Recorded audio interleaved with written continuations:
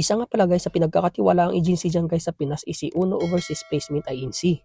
Dahil si Uno ang agency ng mga dati kong katrabaho dito sa Japan guys. At hiring sila ngayon guys ng road rolling worker, automobile maintenance worker, at finishing worker. Yung nabanggit ko palang mga hiring guys is para lang sa mga lalaki. At para naman sa mga babae guys, naghahanap sila ng vegetable farmer. Pwede dito guys ang high school graduate. So yun lang, maraming salamat.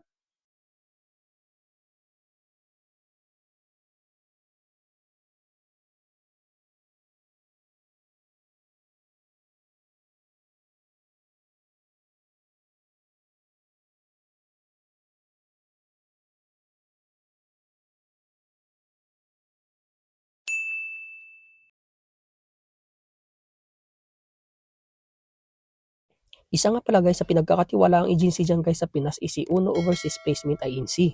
Dahil si Uno ang agency ng mga dati kong katrabaho dito sa Japan guys. At hiring sila ngayon guys ng road rolling worker, automobile maintenance worker, at finishing worker. Yung nabanggit ko palang mga hiring guys is para lang sa mga lalaki. At para naman sa mga babae guys, naghahanap sila ng vegetable farmer. Pwede dito guys ang high school graduate. So yun lang, maraming salamat.